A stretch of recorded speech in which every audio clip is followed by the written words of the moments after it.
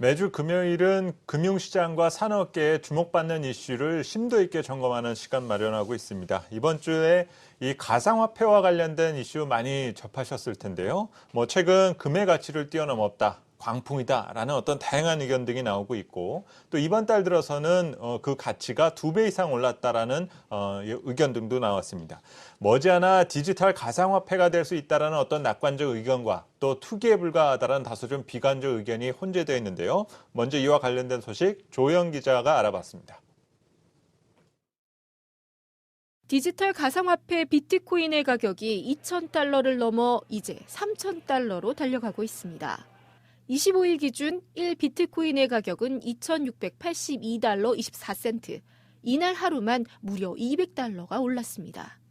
연초 1,000달러에도 미치지 못했던 비트코인은 지난 3월 전통 안전자산인 금값을 뛰어넘더니 5월에 들어서는 그 상승세가 더 가파라졌습니다. 해외 가상화폐 거래소들은 비트코인이 연내 3,000달러를 넘고 4,000달러까지도 갈 것이란 핑크빛 전망을 내놓기도 합니다. 전문가들은 최근 일본이 비트코인을 합법화했고 미국과 영국 등이 가상자산으로 디지털 화폐를 인정하면서 향후 현금 없는 사회에서 비트코인이 본격적인 화폐의 역할을 할 것이란 전망에 투자 수요가 몰렸다고 풀이합니다. 하계 올림픽인데 국가가 적극적으로 그 비트코인을 갖다 일본에서 통용할 수 있도록 키우고 있어요. 세계各사람들이 갈 거 아니에요, 거기로. 특히 중국 사람들도 많이 갈 텐데 또 비트코인도 많이 가지고 있을 테고 그런 측면도 있기 때문에 비트코인 가격이 올라가서 생각하니까 아마 일본 사람들도 비트코인을 많이 산 것 같고요. 여기다 최근 전 세계를 뒤흔든 워너크라이 랜섬웨어 공격 해커들이 비트코인을 요구하면서 더 큰 주목을 끌기도 했습니다. 하지만 금융권 전문가들은 아직까지 화폐의 주요 기능을 수행하지 못하며 최근의 급등세는 17세기 네덜란드 튤립 가격 광풍을 떠올리게 한다고 지적합니다. 당분간 투기 수요로 가격 상승세는 이어지겠지만 가격 변동폭이 지나치게 크고 관련 제도도 미비한 만큼 투자는 신중히 접근해야 한다는 것입니다. 한 증권사의 파생 담당 연구원은 온라인상의 비트코인 관련 글을 보면 대학생 등 20대 초반 투자자들도 많은데 실체가 없는 것에도 쉽게 움직여 투기 과열 현상을 보이고 있다고 우려했습니다. 일각에서는 비트코인을 금과 같은 금융 안전자산으로 여기고 투자하기보다는 미래 기술로 보고 투자해야 한다며 혁신 기술을 기반으로 한 새 금융 시스템을 배운다는 자세가 유효하다고 조언했습니다. 한국경제TV 조연입니다. 네, 사실 비트코인, 가상화폐라 그러면 아직도 생소하게 느끼는 분들이 많으실 것 같습니다. 오늘 조금 더 이 가상화폐에 대한 본질 가치와 어떤 투자 전략을 우리가 어떤 형태로 고민해야 되는지 시간을 마련해 봤는데요. 비트코인 거래소 코빗의 김진아 이사 모시고 자세한 내용 들어보도록 하겠습니다. 안녕하세요. 네, 안녕하십니까. 네. 사실 이 코빗은 비트코인 거래소 우리나라의 첫 거래소라고 얘기를 들었습니다. 네, 그런데 맞습니다. 요즘 이 언론에서 이 비트코인의 어떤 가격 변화를 제시할 만큼 이달 들어서 조금 가격 변동이 컸었던 것으로 같은데요. 구체적으로 어떤 변화를 보였는지 좀 얘기를 들어볼 수 있을까요? 그러니까 1년 전 가격과 비교를 해드리면 그 당시 400불 정도였는데요. 지금 아까 보도 보셨지만 2,600불, 700불까지도 네, 엄청나게 많이 올랐네요. 예, 올랐고요. 네. 그걸 장기적으로 보면 2013년에 우리 첫 번째 비트코인 열풍이 있었을 때 그때 한 1,200불까지 올랐다가 이후에 악재들, 거래소가 해킹당한다든지 이런 악재들이 있으면서 굉장히 또 폭락하기도 했었습니다. 그래서 200불대까지 간 적도 있었고요. 네. 그러다가 작년부터 해가지고 다시 오르기 시작해서 지금 올해 3월, 4월부터 굉장히 큰 폭, 가파른 상승세를 보여주고 있습니다. 네. 이 현재 1비트코인이 대략 한 2,600불대까지 올라왔다라면 사실 금이 온스당 한 1,300불 내외의 부분이니까 분명히 금값보다는 네. 비싸진 것이 맞는 것 같거든요. 우선 최근에 이런 비트코인의 가격이 구체적으로 변하게 된 구체적인 이유를 한번 찾아볼 수 있을까요? 금을 지금 말씀하셨는데요. 금이 이제 안전자산인데 비트코인은 그렇죠. 사실은 보셨겠지만 비트코인이나 기타 디지털 자산들은 굉장히 등락폭이 컸습니다. 그렇기 때문에 안전자산이다라고 보기는 어려울 것 같고요. 그렇지만 기존의 자산 시장을 보완하고 대체하는 효과가 좀 있다. 그래서 전문가들, 학계 연구 결과에 따르면 기존 자산 시장과 약간 반대로 움직이는 경향이 있기 때문에 대체 투자처로서 좀 유효하지 않은가 이런 시각들이 또 있고요. 그다음에 이 비트코인의 그 기반이 되는 블록체인 기술, 우리 분산 장부 기술이라고 하는 항상 것들. 이 비트코인을 얘기를 하게 되면 블록체인이라는 말이 항상 뒤따르거든요. 네, 근데 사실 연세가 있으신 분들은 블록체인 그러면 우선 당장 상당히 어렵게 느껴지니까 네, 그렇죠. 조금 블록체인을 쉽게 좀 설명을 드릴 수 있을까요? 그러니까 장부 관리자들, 금융기관이 관리하는 것이 아니라 사람들이 참여적으로 그걸 해도 기술적으로 더블 스펜딩이라고 해서 이중 지불을 하거나 그리고 오류가 없게끔 잘 관리되는 시스템입니다. 그래서 그것의 첫 번째 사례로 비트코인이 나왔던 것이고요. 그래서 최근 여러 코인들이 오르고 있는데 그 코인들은 비트코인을 필두로 해서 블록체인 기반에서 발행된 디지털 에셋이다. 우리가 이렇게 좀 기술적으로는 정의할 수 있을 것이고요. 그 블록체인이 전 세계 유수 금융기관들이 주목하면서 이 기술을 활용하려고 하다 보니까 이 블록체인 기반의 디지털 에셋들도 동반 상승하는 이런 효과가 있는 것 같습니다. 그래서 우리가 인터넷 기술도 퍼블릭 도메인, 그러니까 공공 기술이지 않습니까? 블록체인도 오픈 소스로 공공 기술인데 예전에 인터넷 기술 자체는 투자를 못했습니다. 인터넷 기술을 활용해서 서비스나 제품을 만드는 회사들에 투자를 했었는데 이제 블록체인 시대가 되면서 그렇지 않고 회사들에 투자하는 게 아니라 블록체인 상에서 발행된 이런 디지털 에셋에 투자할 수 있는 길이 열렸기 때문에 그런 쪽도 관심이 많아진 것 같습니다. 예.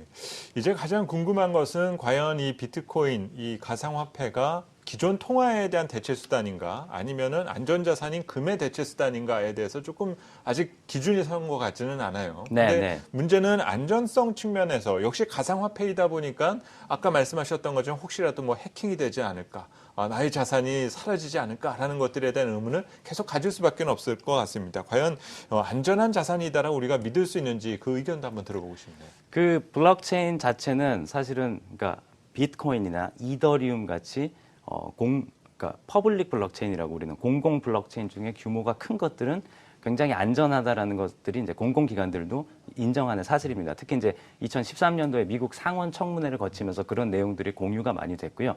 다만 개별 기관들이 운영하는 블록체인이라든지 아직 신생 블록체인에서 발행된 코인 같은 것들은 그런 블록체인의 이제 안정성이라는 게 사실 분산 효과에서 오는 것이거든요. 그 분산 효과의 임계점을 돌파하기 전까지는 우리가 그 안정성을 100% 확신할 수는 없다. 뭐 이런 것들. 그리고 이 블록체인 기반 자산들, 비트코인이나 이더리움을 매개하는 거래소들은 지금까지도 그래왔지만 여러 차례 해킹이라든지 사건 사고에 어떤 온상이 되어 왔습니다. 그래서 저도 거래소를 창업해서 운영하고 있지만 거래소들의 신뢰와 안정성 그리고 금융당국의 합리적인 규제 같은 것들이 꼭 필요합니다. 네, 사실 이 요즘 비트코인 가격에 대한 변화 때문에 이제 서서히 조금 관심을 두지 않다가 관심을 두는 네. 분들이 분명히 생길 것 같거든요. 과연 이런 비트코인에 대한 투자 방법은 어떤 것이 있는지가 좀 궁금합니다. 일부에서는 뭐 비트코인과 관련된 ETF가 상장될 수도 있다라는 부분 등도 제기가 되지만 이런 비트코인이나 이더리움을 투자하기 위한 방법은 어떤 것들이 있나요? 뭐 직접 투자가 가장 뭐 편하고 좋겠지만 지금 가능하고요. 그런데 이제 비트코인 자체를 쓸 때는 이제 비트코인 현찰과 같은 것이기 때문에 개인이 이제 지갑 프로그램을 잘 관리해야 된다든지 이러기 때문에 사실 낯설은 측면이 있습니다. 그래서 지금 미국에서는 몇 년째 개인이 직접 투자하지 않고 ETF로 상장하려는 그런 움직임들이 있고요. 그래서 미국의 증권거래위원회에서도 굉장히 긍정적인 스탠스는 취하고 있습니다. 근데 올 3월에도 그것이 거절된 것들은 좀 더 기술적인, 그다음에 기존 제도권 시장의 어떤 이런 룰과 좀 더 합일되는 그런 모습들이 필요하다. 이런 의견들을 내면서 그러나 미래에는 이게 굉장히 중요한 ETF가 될 것이다. 이렇기 때문에 조만간 일반 투자자들이 그런 낯설음이나 불안함 없이 ETF를 통해서 투자할 수 있는 여건이 오지 않을까 생각합니다. 네. 그렇다면 뭐 요즘 뭐 워낙 4차 산업혁명과 관련된 이런 분위기 등이 만들어지다 보니까 또 자연스럽게 이런 비트코인 등과 같은 가상화폐 등의 어떤 새로운 수단에 대해서도 관심이 커질 수밖에 없는 것 같거든요. 문제는 이런 가상화폐가 어느 정도까지 우리 실생활에 오게 될 것인가 이 점에 대해서 조금 궁금해하는 부분이 있을 것 같습니다. 과연 새로운 화폐의 수단이 된다라고 보시는지 그 의견도 듣고 싶네요. 그러니까 제가 처음에 이제 설명을 드릴 때 비트코인이 컨슈머 커런시 그러니까 소비자들이 막 결제 수단으로 지급 결제하는 화폐는 안 될 것이다라고 이제 한 작년 초반부터 말씀을 드려왔는데요. 그렇습니다. 이것을 그냥 크레딧 카드나 이런 거 대체하기는 굉장히 저는 무리가 있다라고 보고요. 다만 기존의 지급 결제 시스템들이 하지 못했던 새로운 것들, 지금 말씀하셨듯이 듯이 4차 산업혁명 시대가 오면 단순화해서 말씀드리면 기계 대 기계가 어떤 알고리즘에 따라서 금융거래를 하게 됩니다. 그리고 결제를 하게 됩니다. 우리 집 세탁기나 냉장고가 아마존에서 거래를 하고 뭐 이런 단편적인 사례들이 있는데 뭐 그럴 때 자동차와 자동차, 무인 자동차 간의 금융거래라든지 또 지금도 불가능한 게 글로벌 단위에서의 마이크로 페이먼트, 아주 소액 결제, 뭐 몇백 원, 몇십 원 단위는 못 하거든요. 네네. 그 비용 때문에, 그렇죠. 비용 구조 때문에 그런 것들. 그래서 기존의 금융거래가 이루어지지 않는. 그래서 사실 이런 블록체인 기반의 어떤 금융거래가 4차 산업혁명의 금융적, 경제적 인프라가 될 것이다. 뭐 이런 예측이 힘을 받으면서 사실은 비트코인 거래만 지금 화제가 되는 것이 아니라 이 블록체인을 그런 스마트 그리드라든지 자율주행 자동차 뭐 이런 데 결합시키는 움직임들이 글로벌 IT 기업들을 필두로 해서 굉장히 활발하게 진행되고 있습니다. 네. 이 사실 비트코인이 등장한 것이 지금 몇 년 되지 않았습니까? 그래서 네. 이제 이게 가상화폐구나라는 것들은 어느 정도 알겠는데 네. 이제 뭐 이더리움의 가치도 급등했다는 얘기가 나오면서 도대체 그럼 또 이더리움은 뭔가 네. 좀 궁금해하시는 분도 있거든요. 네. 뭐 비트코인과 같은 거라고 보면 되나요? 비트코인과 마찬가지로 블록체인 상에서 발행된 화폐고요. 화폐 단위가 이더라는 화폐 단위고요.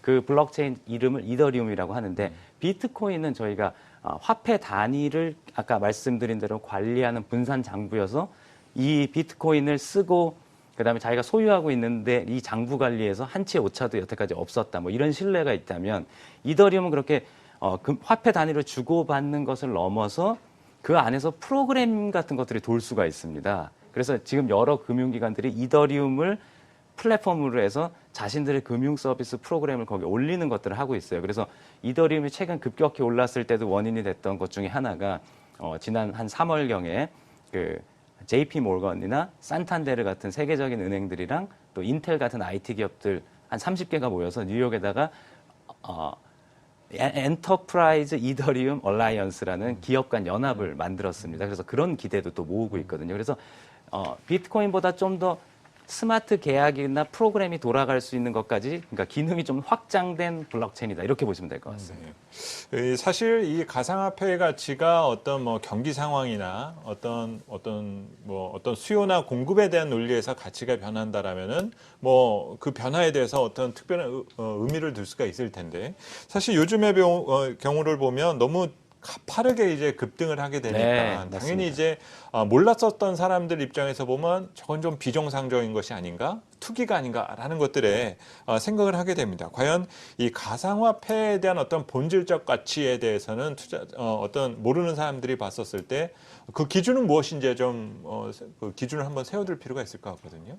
제가 보기에는 이거는 미래에 대한 기대의 가치가 굉장히 기반이 돼 있다. 현재적 가치보다는 그렇게 분명히 말씀드릴 수 있고요. 제가 2013년에도 말씀드렸지만 투기적이다. 투기적인 요인이 분명히 있다. 물론 그것만 있는 건 아닙니다. 그래서 저는 튤립 열풍과는 본질적으로 좀 다르다라고 보는데 왜냐하면 또 네트워크 효과도 있기 때문에요. 그렇지만 특히나 한국에서는 시세가 굉장히 과열되어 있습니다. 그러니까 지금 아까 말씀드린 1비트코인 단위의 2,500불, 600불 하는 글로벌 시세보다도 굉장히 20% 정도 지금 과열이 돼 있거든요. 그래서 투자에 유의하셔야 되고요. 묻지마 투자보다는 새로운 혁신 기술을 조금씩 배워간다는 그런 마음가짐으로 분산 투자할 수 있는 것들이 저는 바람직하다라고 보고 있고요. 그것도 불안하신 분들은 ETF 상품 같은 것들이 나올 때까지 관망하셔도 좋을 것 같습니다.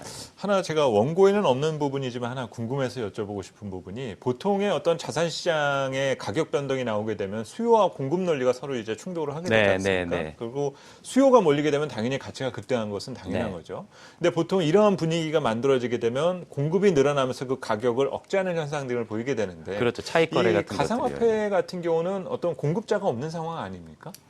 알고리즘 상에서 발행이 돼서요. 그 마이닝하는 채굴자들이 그것들을 가져가게 됩니다. 그 인센티브로서.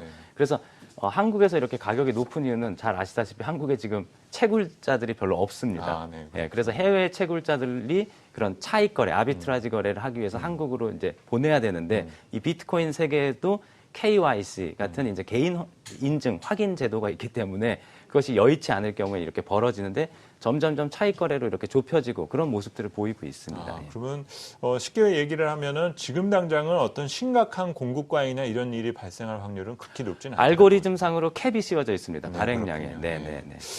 그렇다면 이제 조금 어려운 질문을 드려야 될 것 같습니다. 이미 이달 들어서 비트코인이 가격이 급등했다라는 것들은 이미 알려져 있는데 비트코인이나 이런 이더리움의 가치 상승이 당분간 이어질 것으로 보시는지 가장 궁금한데요. 저는 뭐 아까도 말씀드렸지만 지금 4차 산업혁명이라든지 여러 가지 변화의 흐름 속에서 본질적으로 이것이 패러다임 전환적인 기술은 맞다라고 봅니다. 그리고 아까 말씀드렸듯이 굉장히 새로운 트렌드들을 만들어가고 있는 거죠. 기존의 기술이 해결하지 못했던. 그리고 또 하나 보자면 비트코인이 어떤 대체 자산뿐만이 아니라 이 아까 말씀드린 블록체인 상에서 기반으로 생성된 수많은 코인들이 지금 나오고 있는데요. 그 코인들을 거래하는 결제 화폐로 또 비트코인이나 이더리움이 활용이 되고 네네. 있습니다. 그러니까 새로운 자본 조달 시장이 나오고 있고요. 굉장히 유능한 소프트웨어 회사들이 이제는 벤처 캐피탈에서 엔젤 펀드를 받고 IPO하는 걸 목적이 아니라 요즘은 ICO라는 단어가 나오고 있습니다. 그래서 Initial Coin Offering이라고 해서 초기 자금 조달을 코인을 프리세일 해가지고 얻는다든지 저는 이런 것들이 자본시장에서 굉장히 중요한 변화를 가져올 것이다라고 보기 때문에 우리가 잠시 경험했지만 크라우드 펀딩이라는 네네. 것들이 맹아적인 형태였다면 이것이 이제 블록체인 기술과 결합되면 굉장히 더 폭발적인 어떤 그런 참여적 자본시장 이런 것들이 글로벌 단위에서 형성될 거라고 보고요. 그런 점은 이제 장밋빛. 그렇지만 과도하게 투기적으로 이것을 막 사재기하고 이렇게 버블을 만들어내는 것들은 유의하셔야 될 것 같고요. 특히나 또 제가 방송에서 많이 강조드리고 있는 것들이 이런 유망한 기술이 나오다 보니까 처음에 닷컴 버블 초반에도 그런 것들이 있었지만 네네네. 이런 기술들을 표방을 한 사기 케이스들이 많습니다. 다단계라든지 유사수신행위 같은 것들이요. 근데 아셔야 될 것들은 비트코인이나 이런 블록체인 기술은 오픈소스로 소스를 다 공개합니다. 그래서 백도어가 있는지 없는지를 같이 검증합니다. 두 번째로 굉장히 공공적인 지배구조를 갖고 있습니다. 주인이 없는 형태가 굉장히 많고요. 그래서 이런 것들이 아닌 경우에는 투자에 크게 유의하셔야 될 것 같습니다. 네. 아직 생소한 어떤 분야이긴 하지만 우리 금융 환경이 그만큼 발전해가고 새로운 길을 찾아가고 있다라는 상당히 긍정적인 변화인 것 같습니다.